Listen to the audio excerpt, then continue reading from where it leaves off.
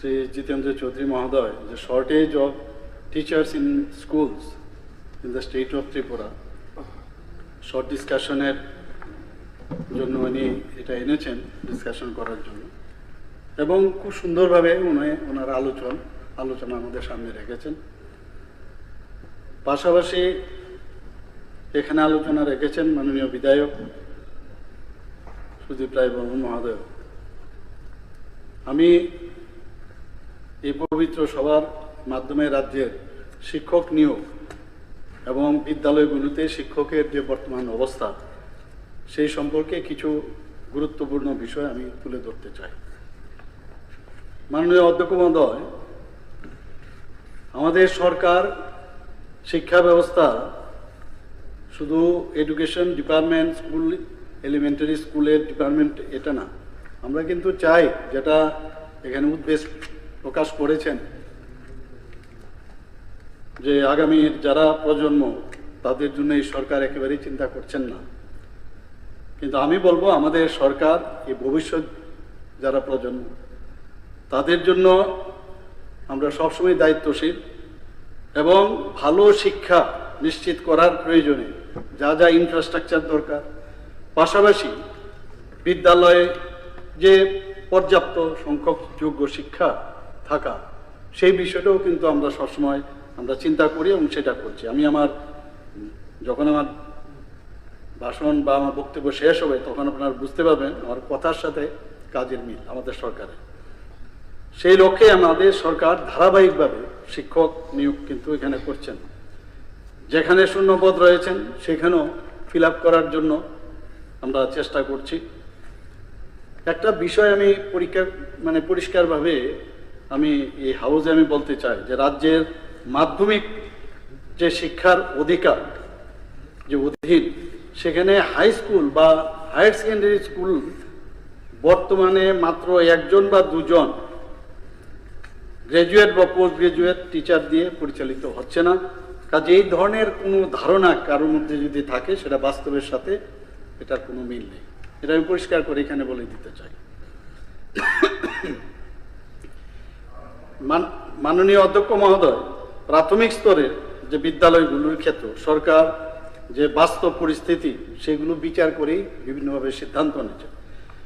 2025-26 শিক্ষাবর্ষে সর্বশেষ যে সার্টিফাইড ইউডিআইস অর্থাৎ ইউনিফাইড যে district information system for education plus, তার যে তথ্য, সেই তথ্য অনুযায়ী রাজ্য সরকারের অধীনে 668টি জুনিয়র বেসিক স্কুল রয়েছে।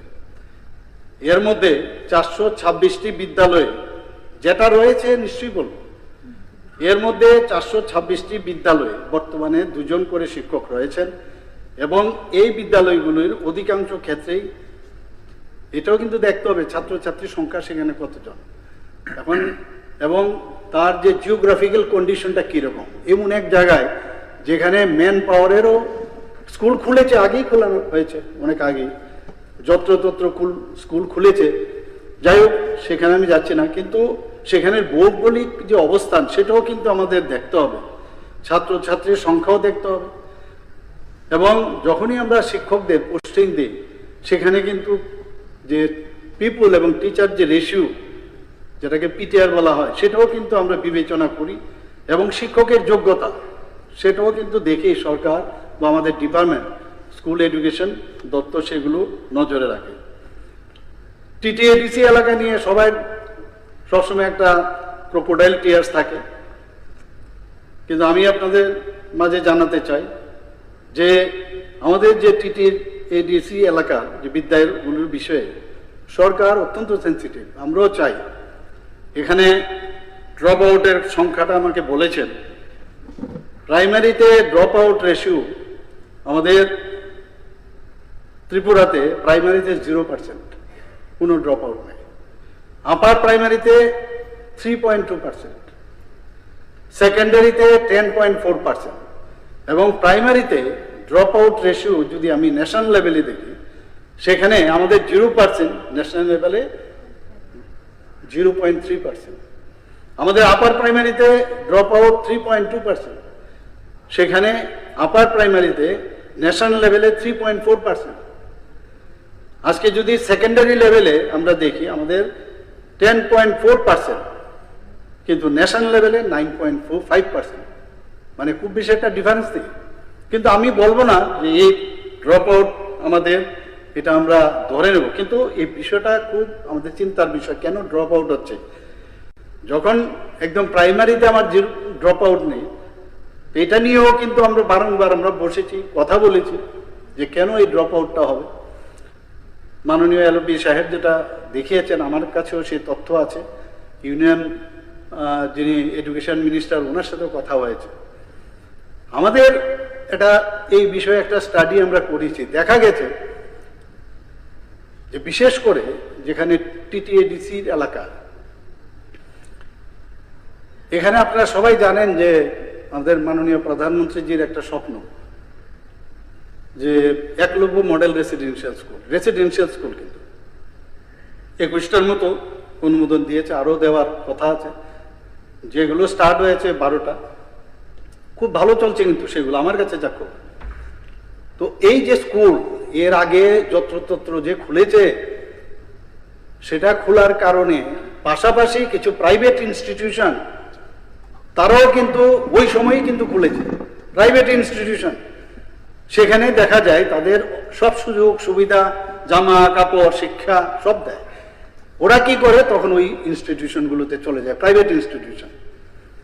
এখন আমরা এর জন্যই আমরা ডিসিশন নিচ্ছি আগামী দিনে, নিশ্চয়ই হয়তো আপনাদেরও পরামর্শ নেব। এই ড্রপ আউটটা কেন হবে বলা আর বাস্তব ক্ষেত্রে গিয়ে এটাকে করা, এগুলো কিন্তু শুধু আমরা ট্রেজারি বেঞ্চের এরা বসে আমরা করব আর খালি আপনারা কিছু করবেন না, আপনাদেরকে নিয়ে আমরা কথা বলতে পারি। এই বিষয়গুলো যেহেতু উঠেছে, আমি বলছি আমরাও ভাবছি যে 1 কিলোমিটার বা 2 কিলোমিটার বা বেশি হলে 3 কিলোমিটারের মধ্যে যেখানে স্টুডেন্ট টিচার্স রেশিও যেখানে কম আছে, এমন একটা স্কুল আমরা বেছে নেব যে একটা জায়গার মধ্যে আমরা সেখান থেকে তাদেরকে এনে যদি আমরা রেসিডেন্সিয়াল স্টাইলে যদি কলেজ স্কুল করা যায়, তাহলে ড্রপ আউটের সংখ্যাটা কমবে। আমি জানি না, আপনারা হয়তো মানতে পারেন, আমার সাথে নাও মানতে পারেন।